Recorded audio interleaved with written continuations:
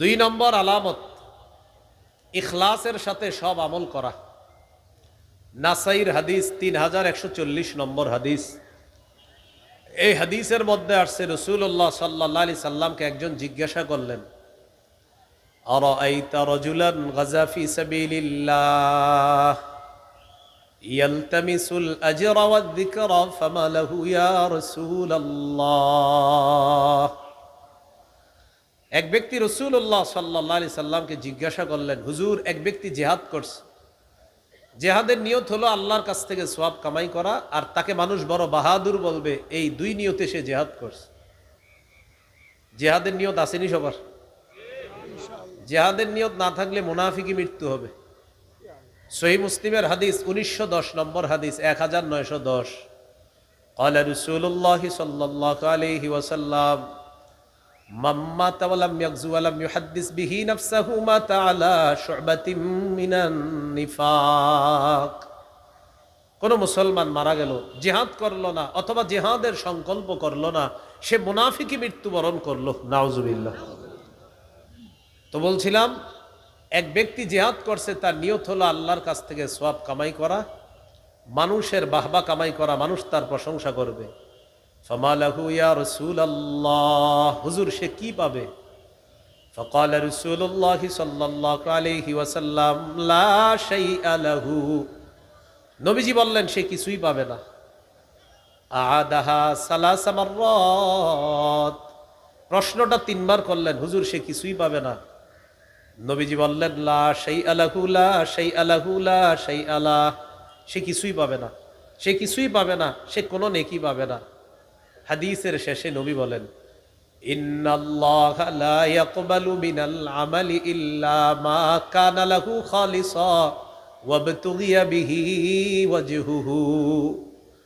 রাসূলুল্লাহ সাল্লাল্লাহু আলাইহি সাল্লাম বলেন, আল্লাহ তাআলা ততক্ষণ পর্যন্ত বান্দার আমল কবুল করেন না, যতক্ষণ আমলটা ইখলাসের সাথে আল্লাহর জন্য না করবে, ততক্ষণ এই আমল আল্লাহ তাআলা কবুল করেন না। এগুলো দুই নাম্বার আলামত, ইখলাসের সাথে সব কাজ করা। বলেন তো, ইসলামে পরিপূর্ণভাবে প্রবেশ করেছি কিনা বুঝার জন্য কয় আলামত? 5। এক নাম্বার আত্মসমর্পণ, আল্লাহর সব আদেশ নিষেধের সামনে একদম মাথা নত করা, সব মেনে নেওয়া। 2 নাম্বার ইখলাস। 3 নাম্বার, এটা একটু বলি, বলেন বিশুদ্ধ আকীদা। কি আকীদা? আরো জোরে বলেন, একদম দিল থেকে সুন্দর করে আওয়াজ দিয়ে বলেন, বলেন আওয়াজ দিয়ে, আকীদায় শিরিক থাকা যাবে না, বেদাত থাকা যাবে না। আবার বলেন, আকীদায় শিরিক থাকা যাবে না, বেদাত থাকা যাবে না। এবার আমার সাথে বলেন, বলেন শিরকি কথা বলবো না, শিরকি কথা শুনবো না, শিরকি কাজ করব না, শিরকি আকীদা রাখবো না। শিরিকের গন্ধ যেখানে হয়, সেটা সাপ্তাহিক হোক, বাৎসরিক হোক, আশেপাশেও যাব না, চেষ্টা করব সে শিরিক বন্ধ করার জন্য। কি বললাম? শিরিকের গন্ধ যেখান থেকে ছড়ায়, এটা সাপ্তাহিক হোক, বাৎসরিক হোক, এটার আশেপাশে যাওয়া যাবে না, বরং এটা বন্ধ করার চেষ্টা করতে হবে। শিরিক, কি কথা বুঝে আসছে? তাহলে 3 নাম্বার বিশুদ্ধ আকীদা, আকীদায় শিরিক থাকা যাবে না, বেদাত থাকা যাবে না। সূরা লুকমানের 13 নম্বর আয়াতে আল্লাহ তাআলা বলেন, ওয়াইদ ক্বালা লুকমানু লিবনিহি ওয়া হুয়া ইয়াইযুহু ইয়া বুনাইয়া লা তুশরিক বিল্লাহ।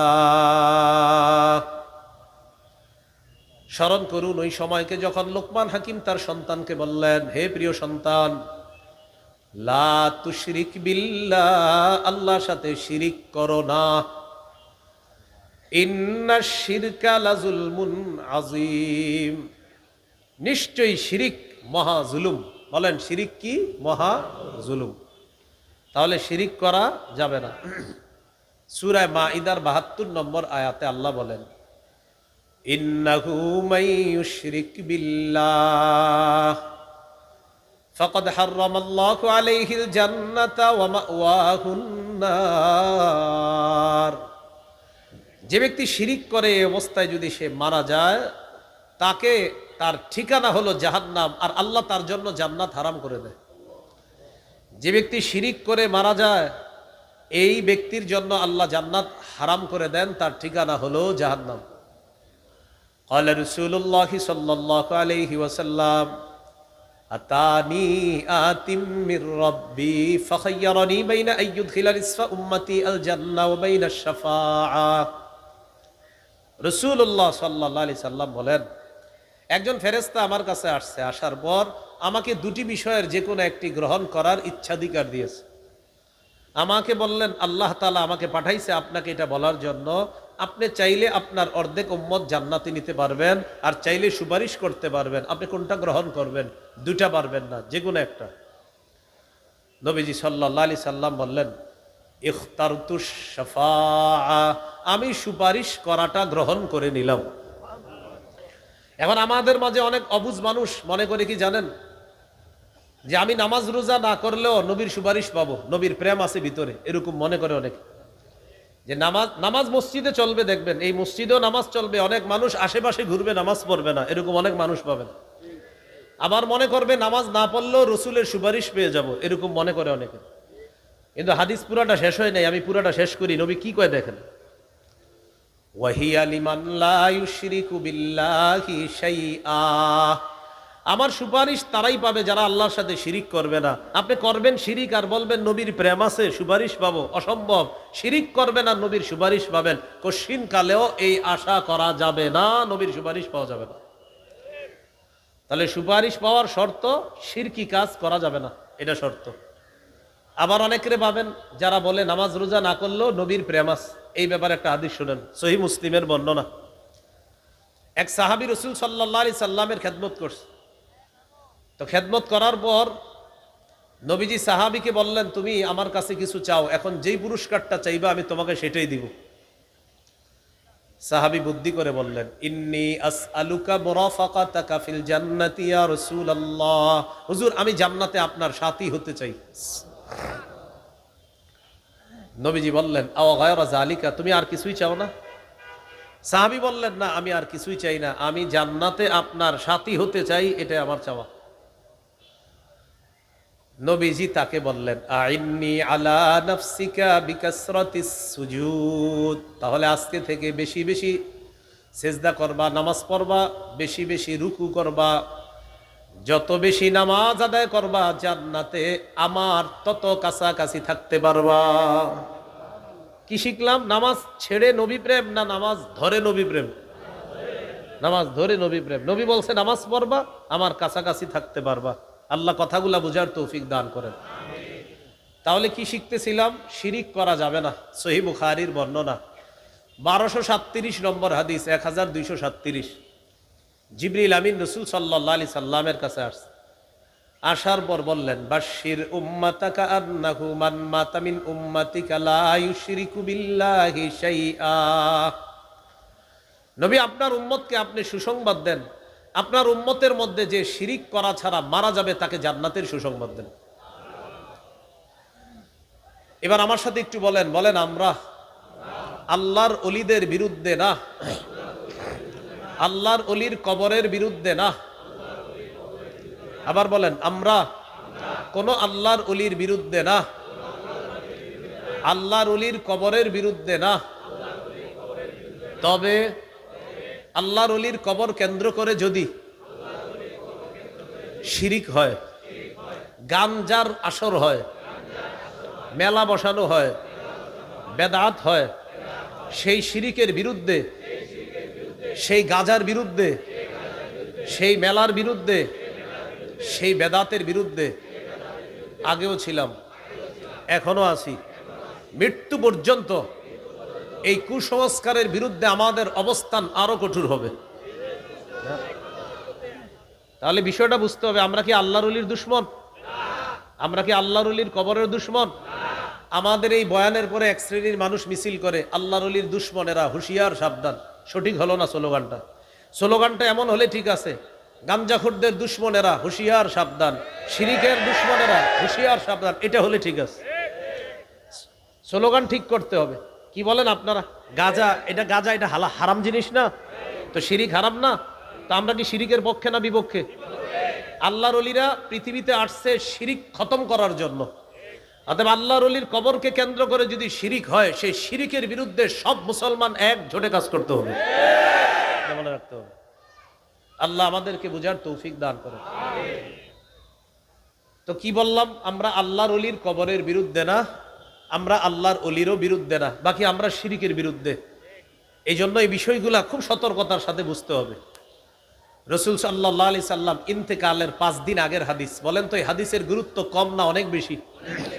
ইন্তেকালের মাত্র 5 দিন আগে সহিহ মুসলিমের বর্ণনা, মাদ্রাসা পাঠ্যপুস্তক অনুসারে 532 নম্বর হাদিস, আর আপনাদের পকেটের উস্তাদ অনুযায়ী 1175 নম্বর হাদিস। এই হাদিসের মধ্যে আছে জুনদুব রাদিয়াল্লাহু তাআলা আনহুর বর্ণনা, তিনি বলেন, সামিআতুন নাবিয়্য সাল্লাল্লাহু আলাইহি ওয়াসাল্লাম ক্বাবলা আইয়ামুতা বিখামসিন ওয়া হুয়া ইয়াকুল, আমি আল্লাহর নবীর ইন্তেকালের 5 দিন আগে আমি বলতে শুনলাম, নবীজি বলেন, আলা ওয়া ইন্না মান কানা ক্বাবলাকুম ইত্তাখাযু কুবুর আমবিয়াইহিম ওয়া সালিহিহিম মাসাজিদা, শোনো তোমরা তোমাদের পূর্ববর্তী জাতি তাদের নবীদের ওলিদের কবরকে সেজদার স্থান বানিয়েছে। এটা নবী বলতেছে। নবীজি বলেন, শোনো তোমরা তোমাদের পূর্ববর্তী জাতি নবীদের ওলিদের কবরকে সেজদার স্থান বানিয়েছে। আলা ফালা তাত্তাখিজুল কুবুর মাসাজিদা, তোমরা কিন্তু কবরকে সেজদার স্থান বানাবা না। আনহাকুম আন যালিকা, আমি নবী নিষেধ করে যাচ্ছি। বলেন তো কবরকে সেজদার স্থান বানানো যাবে না, নবী ইন্তেকালের কয়দিন আগে নিষেধ করছে। তাহলে কি বললেন, তোমাদের পূর্ববর্তী জাতি তাদের নবীদের কবরকে, ওলিদের কবরকে সেজদার স্থান বানিয়েছে, সাবধান তোমরা কবরকে সেজদার স্থান বানাবা না। এক সাহাবী সফর করে আসছে, আসার পরে নবীজিকে বলতেছে, ওয়া ফাকতুহুম ইয়াসজুদুনা লিমারজুবানিন লাহুম, হুজুর অমুক এলাকায় গিয়েছে, যাওয়ার পর দেখি তারা তাদের নেতাকে সেজদা দেয়। কাকে? নেতাকে। তো নবীজি বললেন, এখন তুমি কি বলতে চাও? হুজুর আমি সাহাবীদেরকে নিয়ে আসছি, আমার দলবল নিয়ে আসছি, আপনারে সেজদা দিব। নাউজুবিল্লাহ পড়েন। কেন? আপনার চেয়ে বড় নেতা তো দুনিয়াতে নাই, ওই নেতারে যদি মানুষ সেজদা দিতে পারে তাহলে সেজদা পাওয়ার যোগ্য বেশি আপনি। যুক্তি ঠিক ছিল, কারণ আমাদের নবীর চেয়ে শ্রেষ্ঠ নেতা আসে নাই, আসবেও না। নবীজি বললেন, সাবধান সাবধান, আচ্ছা আমি ইন্তেকালের পর আমার কবরের সামনে দিয়ে যখন অতিক্রম করবা, আমার কবর কি সেজদা করবা? নবীজি বলতেছিলেন। এই কথা বলার পর বললেন, আমি যে দুনিয়াতে আসি আমাকে যেমনি ভাবে সেজদা করবা না, এটা হারাম। আমি ইন্তেকালের পর আমার কবরের সামনেও সেজদা করবা না, আমার কবরকে সেজদা করবা না। আমার নবীর চেয়ে শ্রেষ্ঠ নবী, শ্রেষ্ঠ রাসূল, শ্রেষ্ঠ ওলি, শ্রেষ্ঠ পীর, শ্রেষ্ঠ শায়েখ, আল্লামা, মুফতি, মুহাদ্দিস দুনিয়াতে আসে নাই, আসবেও না। দুনিয়ার মানুষের যত ভালো গুণ সব আমার নবীর আছে। এই নবীকে সেজদা দেওয়া হারাম, তাকে সেজদা দেওয়া শিরিক, তার কবরকে সেজদা দেওয়া শিরিক, তার কবরকে সেজদা দেওয়া হারাম। অতএব দুনিয়ার অন্য কোনো আল্লাহর ওলি, পীর, মাশায়েখ, গাউস, কুতুব, পীর, আল্লামা, শাইখুল হাদিসের কবরকে সেজদা দেওয়া কোটি বার হারাম। এটা হারামই থাকবে। বুঝা ঠিক না? না বুঝা? দলিলের আলোকে না দলিল ছাড়া? হ্যাঁ, এটা বুঝবেন। আল্লাহ আমাদেরকে এই কথাগুলা মনে রাখার তৌফিক দান করে। তাহলে কবর কেন্দ্রিক সেজদা নিষেধ ইন্তেকালের কয়দিন আগে বলছে। এবার ইন্তেকালের দিনের একটা হাদিস শোনেন, তাহলে এটার গুরুত্ব আরো বেশি। ইন্তেকালের দিনের সহিহ বুখারী 435 নম্বর হাদিস। এই হাদিসের মধ্যে আসছে, লাম্মা নুজিলা বিরাসূলিল্লাহি সাল্লাল্লাহু আলাইহি ওয়াসাল্লাম তাফিকা ইয়াতরাহু খামিসাতান আলা ওয়াজহিহি, যেদিন আল্লাহ রসুলের মুমূর্ষ অবস্থা, সেদিন নবী তার চেহারা মুবারকের উপর একটা কাপড় রাখছে। এইভাবে এইভাবে চেহারা মুবারকের উপর এইভাবে একটা কাপড়। ফাইদা তাম্মা, যখন নবীর প্রাণ বের হবে, প্রাণটা বের হবে, কাশাফাহা আন ওয়াজহিহি, তখন নবীজি সাল্লাল্লাহু আলাইহি সাল্লাম চেহারা মুবারক থেকে কাপড়টা সরাইলেন। কি শিখলাম?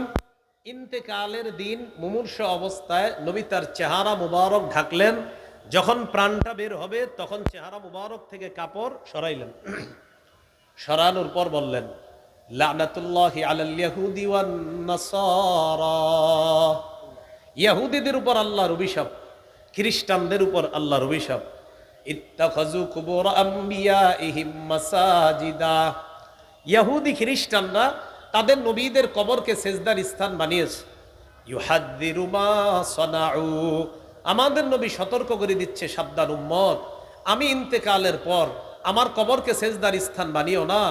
অতীতে ইহুদিরা নবীর কবরকে সেজদার স্থান বানিয়েছে, খ্রিস্টানরা নবীর কবরকে সেজদার স্থান বানিয়েছে, তোমরা কিন্তু কবরকে সেজদার স্থান বানাবা না। ভাইয়ারা, আপনাদের হাত পা ধরে বলি, আল্লাহর ওলিকে অবশ্যই সম্মান করব, আল্লাহর ওলির কবর, তার কবর আমরা অবশ্যই জিয়ারত করব, কিন্তু সেটাকে কেন্দ্র করে শিরিক যদি করি, তাহলে এই শিরিক করাটা, এটা করা, এক তো আল্লাহর সাথে শিরিক করে জাহান্নামী হলেন, দুই যারা বলেন যে নবীরে ভালোবাসি আবার অপর দিয়ে শিরিক করেন, এটা রসুলকে ভালোবাসা না, বরং এটা আল্লাহ রসুলের সাথে দুশ্মনী করা। কারণ নবীজি নিষেধ করে গেছেন।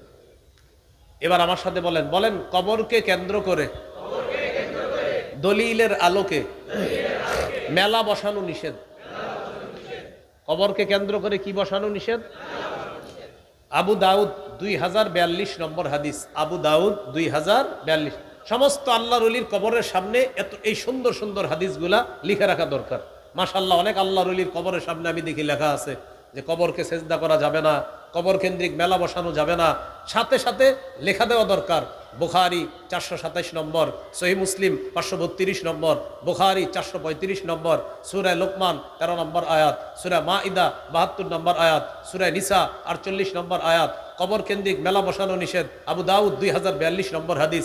এইগুলা লিখে দিলে তখন মুসলমানরা আর ওই জাতীয় কুসংস্কারগুলা করবে না। অন্তত কিছু মুসলমান লেখাগুলা দেখে নবীর হাদিসের প্রতি মোহাব্বত থাকলে আশা করি তারা এই গর্হিত কাজ থেকে ফিরে আসবে। লিখে দিত।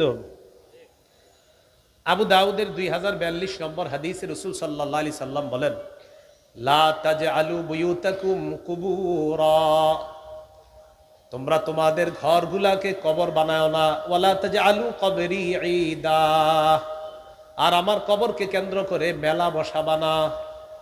নবীজি বললেন, তোমরা তোমাদের কবরগুলাকে, তোমরা তোমাদের ঘরগুলাকে কবর বানাও না। ঘর কবর হয় কিভাবে? যেই ঘরে আল্লাহর জিকির না হয়, যে ঘরে কোরআন তেলাওয়াত না হয়, নফল নামাজ না হয়, এই ঘর কবরের মতো হয়ে যায়।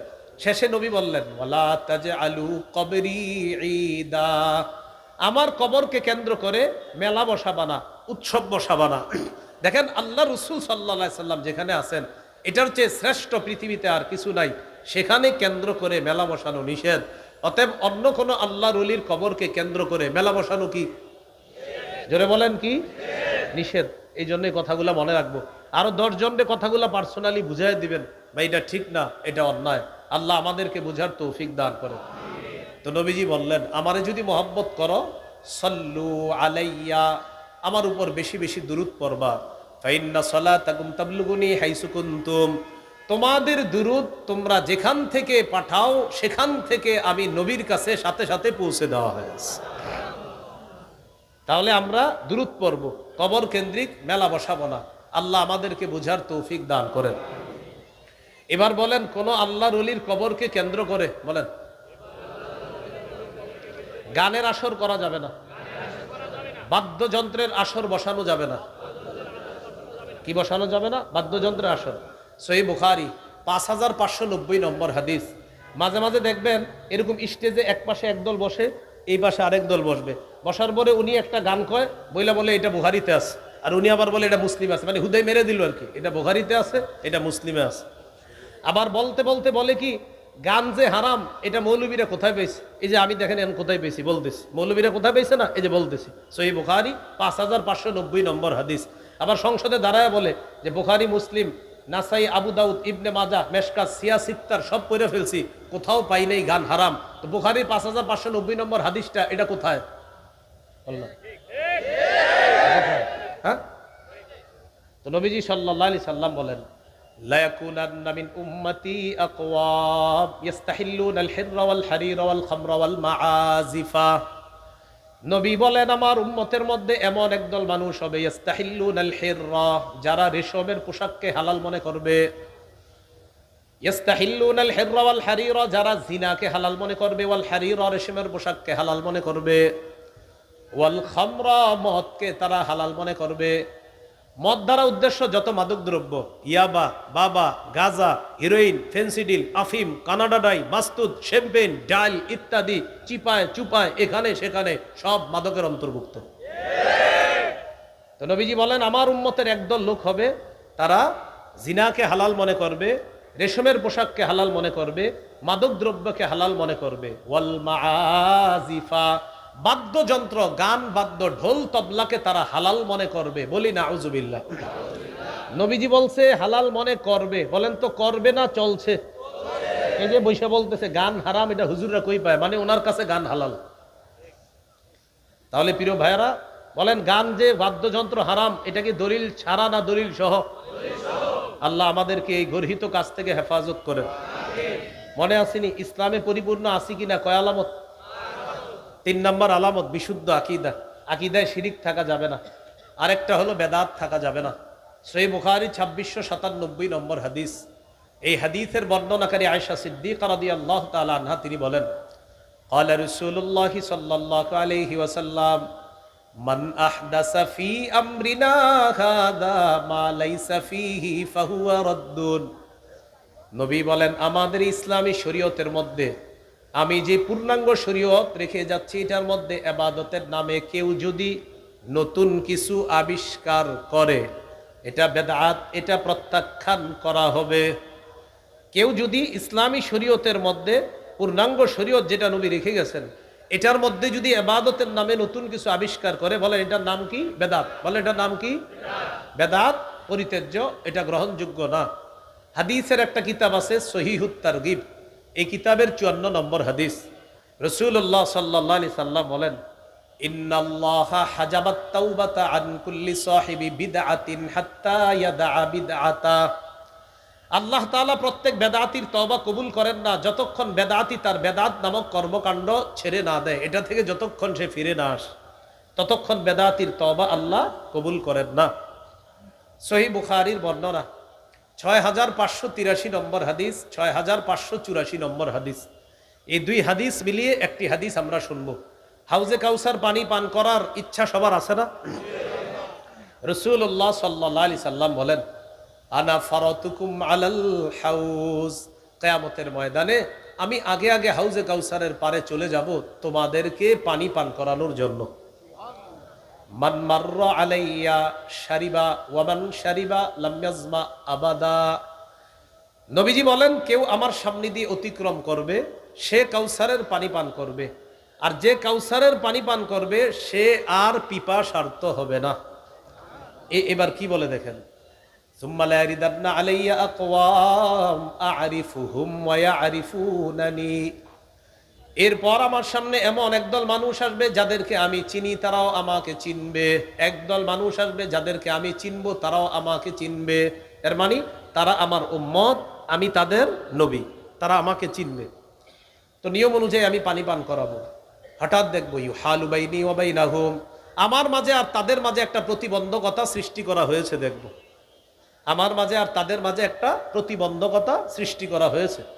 তো আমি আল্লাহ তাআলাকে বলবো, ইন্নাহুম মিন্নি, আল্লাহ তারা তো আমার অন্তর্ভুক্ত, তারা তো আমার উম্মতের অন্তর্ভুক্ত, তাদেরকে আমি পান করাবো না? আল্লাহ তাআলা বলবেন, ইন্নাকা লা তাদরি মা আহদাসু বা'দাক। হাবিব আপনি জানেন না, আপনি দুনিয়া থেকে চলে আসার পর তারা ইসলামের মধ্যে নতুন নতুন কত বেদাত আবিষ্কার করেছে, এটা আপনি জানেন না।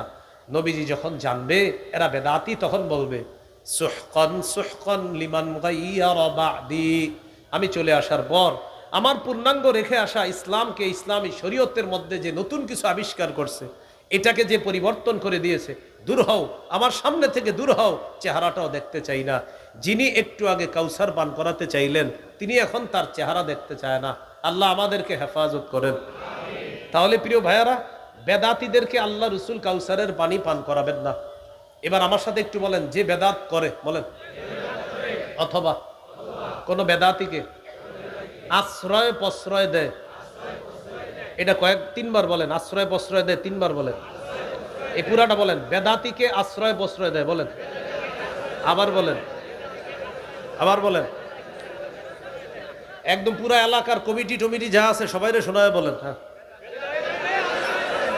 এবার থামেন।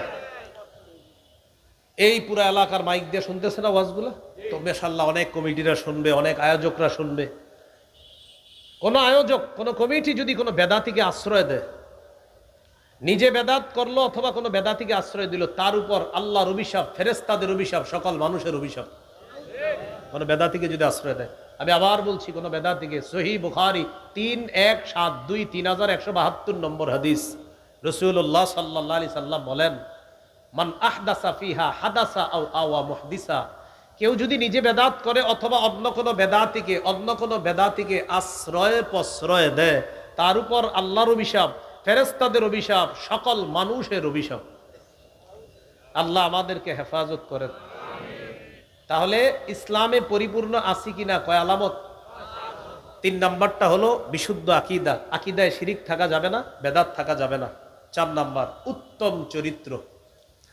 আপনি মাশাআল্লাহ আমাদের সামনে সুফি বুজুর্গ, কিন্তু ঘরে আপনার চরিত্র একদম খারাপ, আপনার বিবি আপনারা দেখতে পারে না, এরকম হলে কিন্তু চলবে না। আপনার চরিত্র সুন্দর হতে হবে। রাসূলুল্লাহ সাল্লাল্লাহু আলাইহি সাল্লাম বলেন, খায়রুকুম লি আহলিহি ওয়া আনা খায়রুকুম লি আহলি, তোমাদের মধ্যে সর্বোত্তম ওই ব্যক্তি যে তার বিবির কাছে উত্তম। আর শোনো, আমি এই পৃথিবীর মাঝে আমার বিবিদের কাছে সবচাইতে শ্রেষ্ঠ উত্তম চরিত্রের অধিকারী।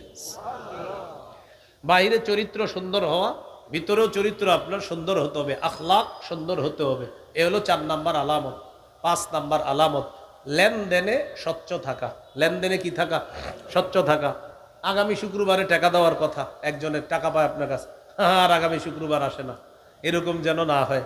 সূরা মাইদার 1 নম্বর আয়াতে আল্লাহ তাআলা বলেন, ইয়া আইয়ুহাল্লাযীনা আমানু আউফু বিল উকুদ, হে ঈমানদারগণ, তোমরা লেনদেন সঠিকভাবে পুরা করো, চুক্তিগুলা সঠিকভাবে সম্পাদন করো, চুক্তি সঠিকভাবে আদায় করো। সূরা বনী ইসরাঈলে আল্লাহ বলেছেন, আউফু বিল আহদ, মানুষের সাথে যে অঙ্গীকার করো, আপনার টাকাটা ওই তারিখে দিব, আউফু, তোমরা অঙ্গীকার পুরা করো, আউফু পুরা করো, বিল আহদি, অঙ্গীকার পুরা করো, লেনদেনে স্বচ্ছ থাকা। তাহলে সূরা বাকারা 208 নম্বর আয়াতে আল্লাহ তাআলা বললেন, তোমরা ইসলামে পরিপূর্ণ প্রবেশ করো। বলেন তো পরিপূর্ণ প্রবেশ করেছি কিনা? কয় আলামত? 5 আলামত। 1 নাম্বার আত্মসমর্পণ করা, আল্লাহর সব আদেশ নিষেধগুলা মেনে নেওয়া। 2 নাম্বার ইখলাস। 3 নাম্বার বিশুদ্ধ আকীদা। 4 নাম্বার উত্তম চরিত্র। 5 নাম্বার লেনদেনে স্বচ্ছ থাকা। আল্লাহ তাআলা আমাদের সকলকে যে কথাগুলা শুনলাম বললাম, বুঝে শুনে কেউ আপনারা শত্রুতা হিসাবে নেবেন না, বরং কোরআন হাদিস এটা সামনে রাখবেন যে আরিফ নামে একজন বলে গেল, থুর সেতে কি, আসলে আমি কিছু না, কিন্তু আমি কোরআন বলছি, আমি আল্লাহর কথা বলছি, আমি রসুলের কথা বলছি। এই কথাটা মাথায় নেবেন যে সে বলো, তাকে আমরা কোনো গণায় ধরি না, আমাকে গণায় ধরা লাগবে না, কিন্তু আল্লাহর কোরআনের আয়াতগুলো আমি যে দলিল দিয়ে বললাম, এগুলো আপনি সামনে রাখেন, হাদিসগুলো সামনে রাখেন। রাখার পর শিরিক কুফুর বেদাত থেকে বেঁচে আমাদের জীবনটা সুন্দর করার তৌফিক দান করেন। আল্লাহ তাআলা আমাদেরকে কবুল করে নেন। আমিন। ও আখিরু দাওয়ানা আলহামদুলিল্লাহি রাব্বিল আলামিন। বেদাত শিরিক সম্পর্কে আমার একটা সংকলন আছে, মিম্বরের আমানত। এই সংকলনটা যদি কেউ পারেন সংগ্রহ করে নেবেন। 2য় খণ্ডে বেদাত শিরিক সম্পর্কে লম্বা আলোচনা আছে। 6 খণ্ডের সংকলন। কোনো লাইব্রেরিওয়ালাদেরকে বললে ইনশাল্লাহ সংগ্রহ করে দিবেন। মিম্বরের আমানত আপনারা যদি পারেন সংগ্রহ করে নেবেন। আসসালামু আলাইকুম ওয়া রাহমাতুল্লাহি ওয়া বারাকাতুহু।